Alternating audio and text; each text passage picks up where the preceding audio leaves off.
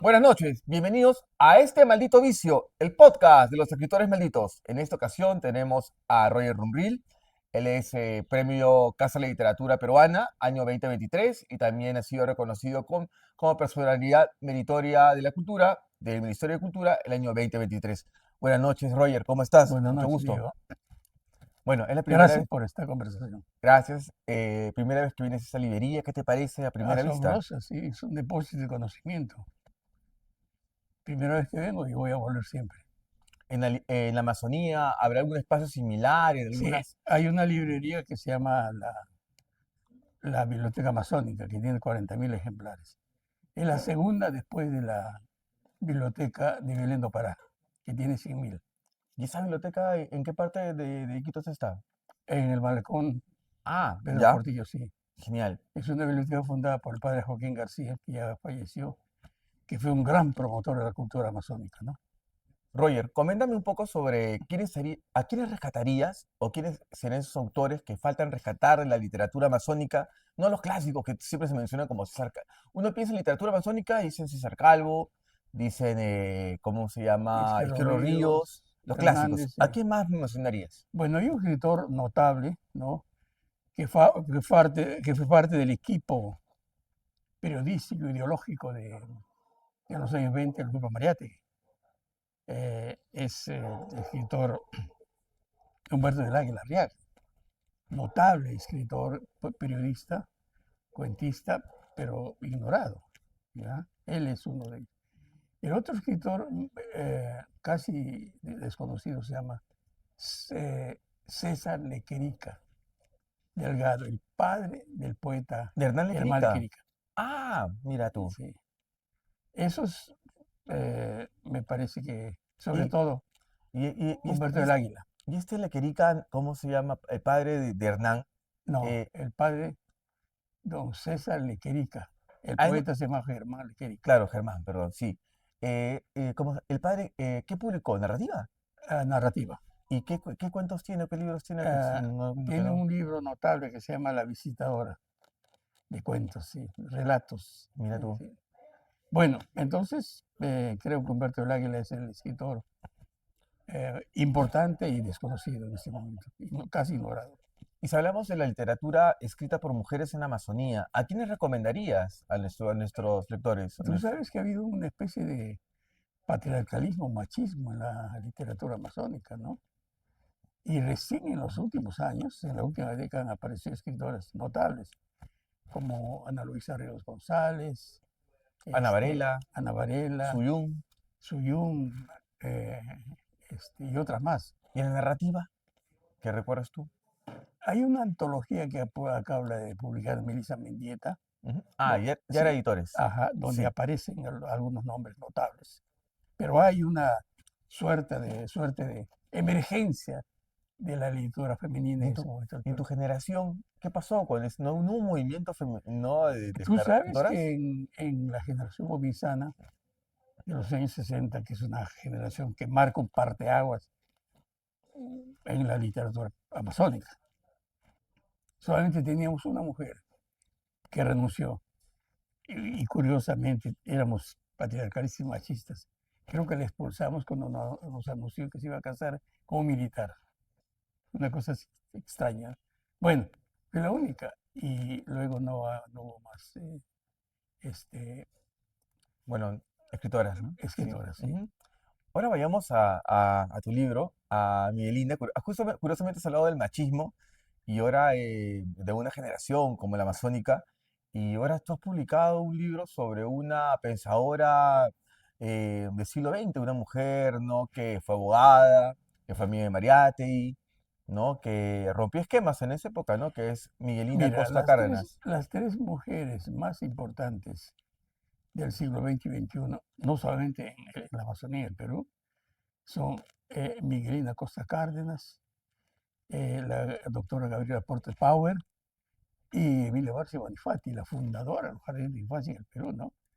La gran innovadora. En el caso de Miguelina, bueno, Miguelina, como tú sabes, nació en 1887 en Yurimaguas. Sus padres le enviaron a estudiar en Europa en 1910. Luego se vino la debacle del caucho, tuvo que regresar. eh, Ingresó a San Marcos, ¿no? Y no aceptaron sus certificados europeos. Tuvo que revalidar, pero finalmente revalidó, entró a San Marcos, se graduó y su tesis simplemente pone sobre las cuerdas todito el patrimonialismo, el machismo de la época. Hizo una revolución. Estableció el jurismo femenino en el Perú, ¿no? ¿Ya?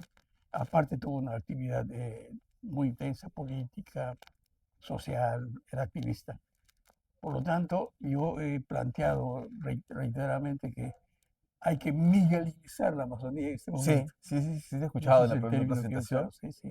Roger, ¿y cómo fue esa iniciativa de trabajar o darle voz a Miguelina siendo varón? Porque he escuchado muchos personajes que dicen que, claro, ¿no? O se ofenden porque un varón haga voz femenina para un personaje, digamos, de esta altura como Miguelina Costa Cárdenas. Bueno, había leído algo sobre ella y cuando leí su tesis me quedó asombrado. Entonces la novela Miguelina es una novela para jóvenes. ¿Y qué pasó? Mira, como tú sabes, no hay ningún dato sobre su niñez, ninguno. La información, sus datos, sus referencias tienen que ver con su época universitaria, ¿ya? Entonces, ¿qué hice para escribir la novela? Hice el recorrido que hizo ella a Europa. Me fui de Iquitos a Belén do Pará, y ahí me fui a Liverpool, y ahí me fui a Francia, Alemania y Suiza, y reconstruí su niñez en el libro. ¿Ya? Claro, es una reconstrucción novelesca, lo que es real, verídico, es el tiempo, o sea, la historia, las ideologías y también los datos de la Amazonía, ¿no? Y no O sea, tan, es una novela imaginaria, una vida claro, imaginaria, sí, sí. sí, sí, pero igual como que Pero instala en la realidad, ¿no? Sí. claro, pero igual digamos que le das color a ese espacio vacío, ¿no? En la vida de Miguelina Así que ha es, quedado, ¿no? Perdido, ¿no? así es. ¿Y no has sentido tu reclamo de las escritoras por darle voz, siendo varón, a un personaje como Miguelina? No, no había ningún reclamo, más bien los parientes, los abuelos, los tíos, están muy contentos con esta obra y además tú sabes que hay un investigador que ha trabajado mucho la parte Ujú. biográfica, académica, ¿no? De Miguelina, Sí. Joel Rojas, un profesor de San Marcos, Ujú. ¿no? Y también se acaba de publicar en San Martín un libro de un abogado sobre Miguelina. O sea, empieza a crecer su imagen en la literatura, en el análisis, pero a mí me interesa que crezca ideológicamente.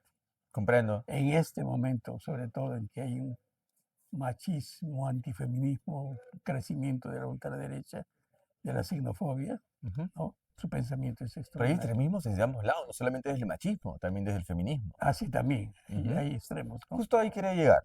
No, yo recuerdo haber ido a la presentación del libro de Miguelín en Casa de la Literatura, que fue un Día de la Mujer, y me imaginé digamos, hacer un libro sobre una mujer, no, no ideóloga del siglo XX, tan importante como Miguelina, que iba a estar lleno de mujeres. Y curiosamente, no. Lo que pasa es que es bastante desconocida para las generaciones actuales. Sí. En Yurimaguas, cuando yo iba a presentar el libro, no la conocían casi. ¿Ya? Entonces es una imagen que ha sido casi ignorada, casi sepultada, recién con los estudios de Joel, la novela y las conferencias que doy, empieza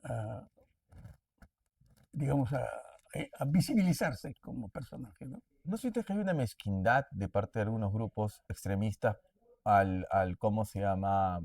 Al tú haber publicado, bueno, este libro de Miguelina y al no hacer, digamos, de una facción no feminista, no se le dio digamos, el valor en Lima como debió darse? Es posible, teniendo en cuenta lo que es el país, ¿no? Ujú. ¿No? ideológicamente fraccionado, con tendencias machistas extremas, feministas extremas también, ¿no? Es posible. Ujú. Lo ideal hubiera sido, pienso yo, más bien de que, ¿no? La mejor manera de, más bien, desde el punto de vista, ¿no? De reconocer la labor de Mielina es asistiendo a los eventos sobre la obra de Así ella, ¿no? es. Ahora, hay un proyecto de llevar al teatro, Genial. ¿ya? Y Ujú. llevarlo al cine también. Y luego, mi mayor proyecto es miguelinizar la Amazonía y el Perú en este momento. Te comento, Roger, de que muy inocentona Miguelina en la novela, entonces no tuvo su lado oscuro, su lado juguetón. Bueno, hay dos versiones. Una versión es que fue la primera mujer en el Perú que usó pantalones.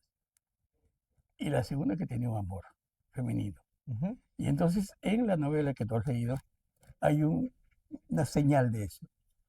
Ahí tiene una amiga íntima, Ah, ya, con la ajá, que viajan, inclusive, exacto, sí. y se aman, Sí, sí, se que se despiden. despiden, se Sí, abrazan sí, en la sí. selva, así. Esa es la Ya, señal que mira podría tú. haber ocurrido. Ok, ok. Sí, Claro, o sea, demasiado saturrona Miguelina, pero no.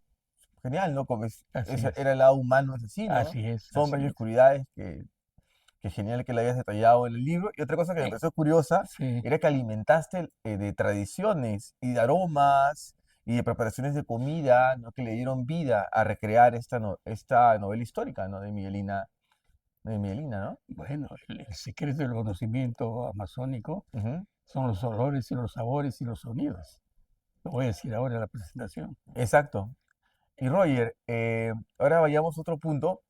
¿Tú opinas que el regionalismo de alguna manera se está volviendo demasiado cliché o está haciendo daño a los escritores amazónicos? Porque hablo desde el punto de vista de los libros que se publican en el Plan Lector, puro tunche, pura, puro, pura criatura amazónica, puro monstruo alado, ¿no? Y no veo mucha novedad en ese aspecto, ¿no? Falta alguna renovación, digamos.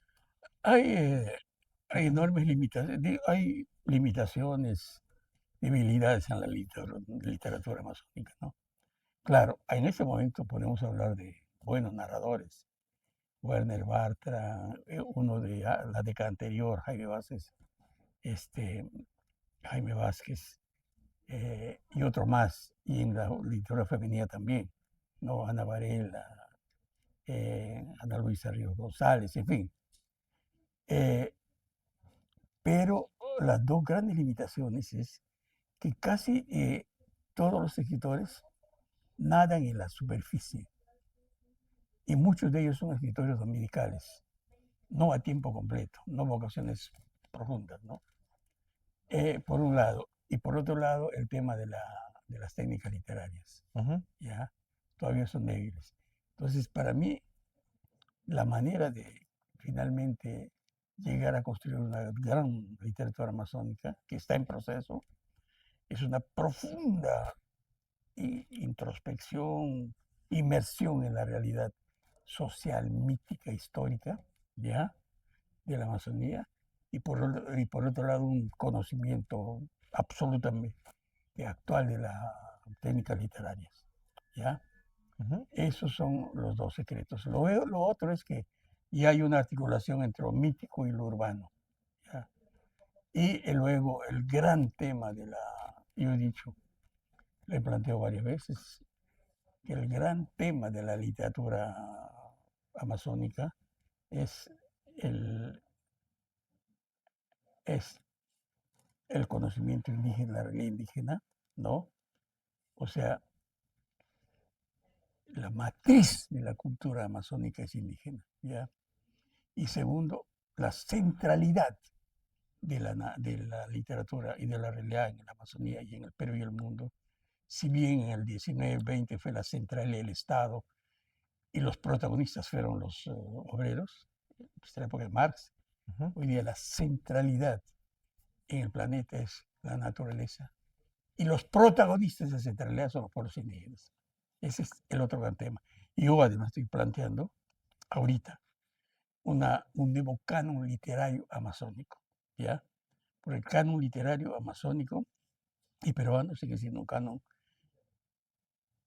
eurocéntrico, ¿ya?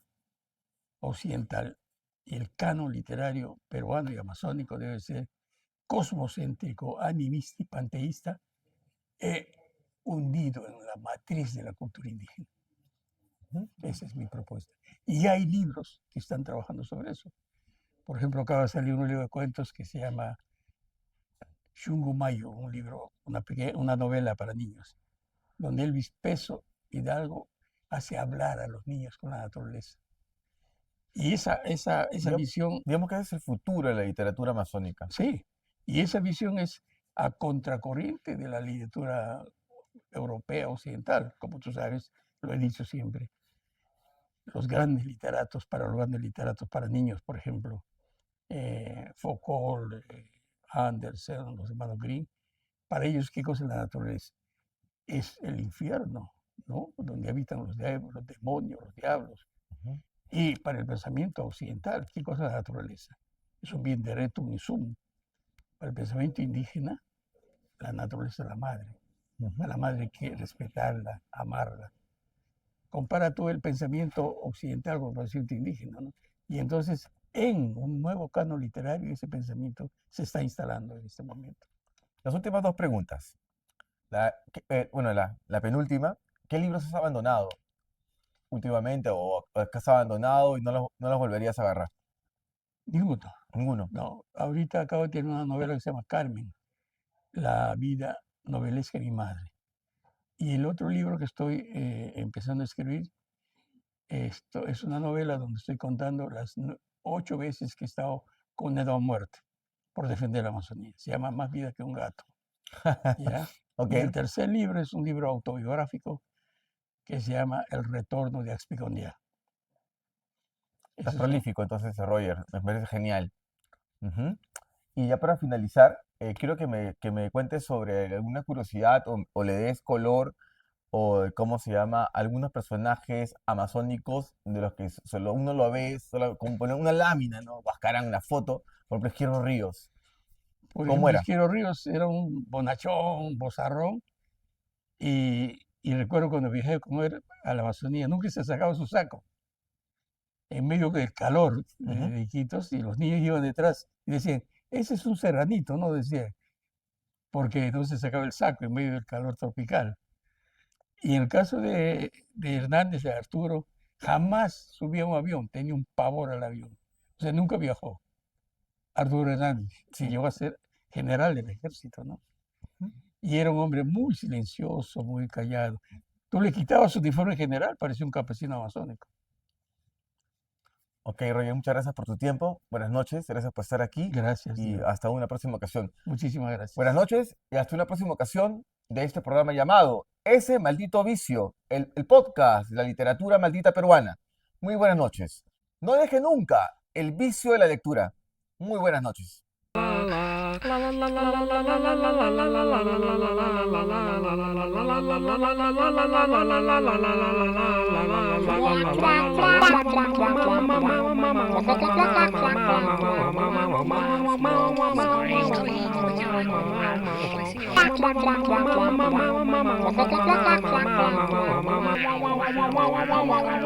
Wow.